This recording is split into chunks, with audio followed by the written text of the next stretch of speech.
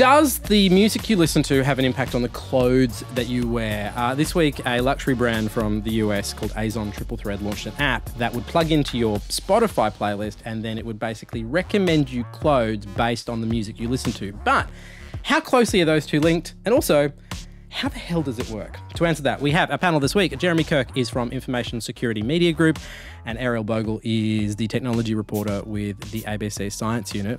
All right, help me out here. Does anyone actually know how this thing works? Not really. Because, you know, sometimes when people come up with these ideas that one part of your life can really dictate how another part of your life looks or presents or, you know, defines your personality, I'm always like, people don't operate like this. People have secret music habits. No one needs to know how much reggaeton I listen to. Really? And if I dress like that, I would feel... It's just not quite the face I want to present to the world when I come into the ABC office. Walk me through it as we understand what they do at the moment.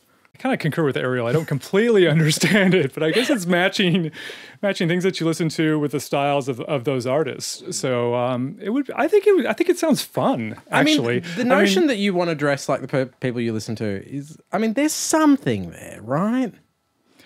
Prince and Lou Reed, lots of leather and sequins. I mean, that's what you walk in, and I thought, you do you, boo.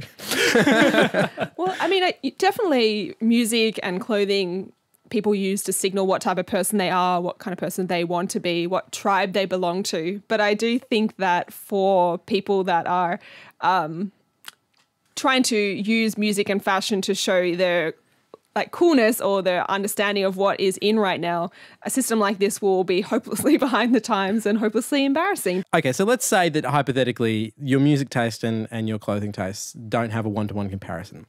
What are the things that do impact on your clothing taste then, right? Because I was talking to somebody earlier today and I realised just how susceptible I am to Instagram ads.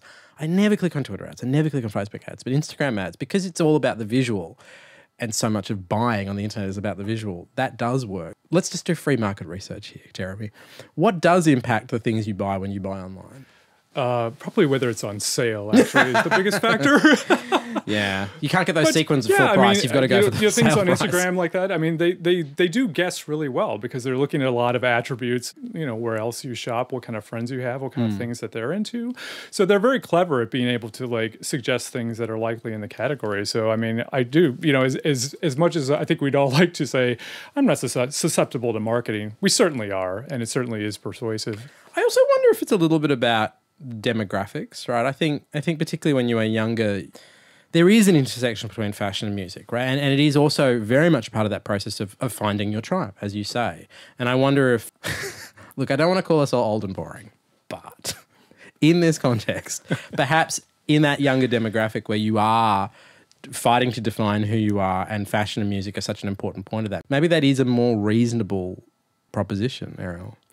Yeah, I definitely think that young people of all ages look up to musicians and artists for inspiration about style.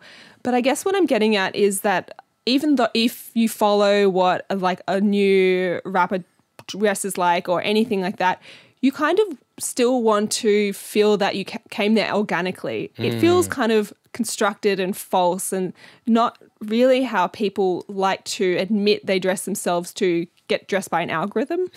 It was only a matter of time before we started getting dressed by algorithm. The news we read is dictated by algorithm. The music we listen to is dictated by algorithm. I guess it was only the next step. Yeah, I'm sure there's some really good research out there about how coolness is identified and how it filters through.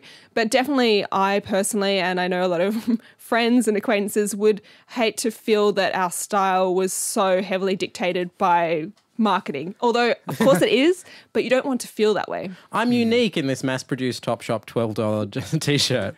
All right, there's lots more of this in the podcast. If download this show, it is available right now in all of the podcasting apps, and we will see you there. We're also talking about my health record because it's the story that keeps on giving. And can we bring on online election voting? How will that work?